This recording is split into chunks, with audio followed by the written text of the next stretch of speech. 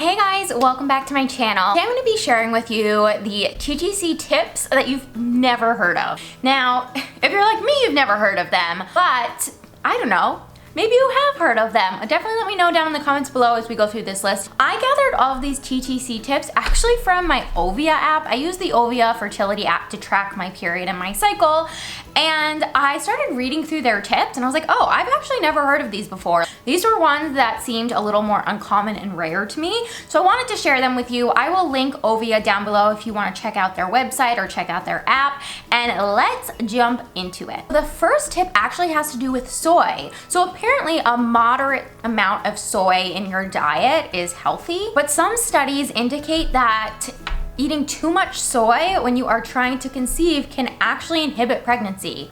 Who knew? I find this tip really interesting. I'm a vegan, and so I already try to be just more mindful of how much soy I'm taking in because I know that a lot of like imitation meats and cheeses have a lot of soy in them.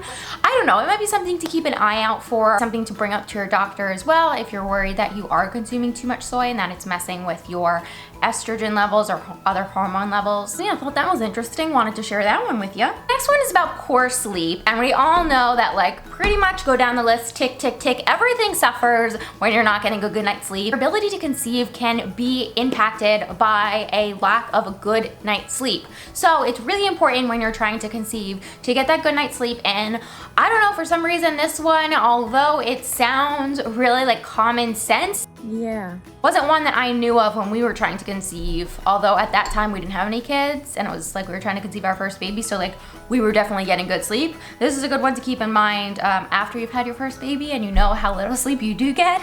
For babies like 2, 3, 4. The next tip is about eating dark leafy greens. Apparently a lot of fertility specialists and doctors recommend eating dark leafy greens before and during your pregnancy. Dark leafy greens tend to be high in folate and vitamin A and like other really amazing, great nutrients. And so trying to get those dark leafy greens in there can definitely help with preparing your uterus for pregnancy, preparing your body for pregnancy. Another TTC tip to keep in mind, another one that has to do with like vitamins and making sure you're getting all the minerals, is making sure you're getting enough zinc in your diet. So whether it be in your diet or if you consult with your doctor and they recommend taking a zinc supplement, just making sure that you're getting zinc in your diet because it has been shown to provide a little bit of boost to not only your overall well-being but also to your fertility. The next tip is all about acupuncture. A lot of women swear by acupuncture. I've never had acupuncture done before, but I do believe that it has some sort of healing properties in the body, and a lot of women, although like there have been no tests to prove this, have experienced fertility after going through acupuncture and having some acupuncture sessions. So if that is something that you're interested in, I would consult your doctor about it, and then they may actually even have an acupuncturist to refer you to, or it might just be interesting to sit down with one and see how they could potentially help you. I don't know, I think that there's so much that we don't know about acupuncture and the benefits of it that'd be really interesting to dive a little bit deeper into that. Next tip is about men.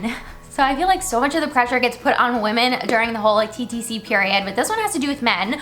So men with low selenium levels can have a hard time conceiving. It's really important that not only you, but your partner is also getting all of the really important fertility boosting nutrients and minerals that they need either from their diet or from vitamins. And actually nowadays there are vitamins geared toward men who are looking to conceive and have a baby with their partner. So that might also be something to really look into, and I will link a few of them down below. Okay, this was a tip that I had never heard of. I thought it was really interesting. So apparently poor circulation can lead to less fertile cervical mucus. Who knew? Who knew? Something that can help with circulation issues is exercise and just getting the body moving and staying active. So that might be a really nice way during your like ovulation fertility window to keep the body circulation healthy. Think that your poor circulation may be impacting your cervical mucus. That can be something that you bring up to your OB. So those are all my tips. I don't know, I thought all of those were really uncommon, ones that I had personally never heard of when watching other people's TTC videos and doing research myself. But if you have any other TTC tips that you think are a little more uncommon or rare and you think could be helpful, definitely leave them down in the comments below. Don't forget to subscribe, give this video a thumbs up, and I will see you in my next one. Bye guys.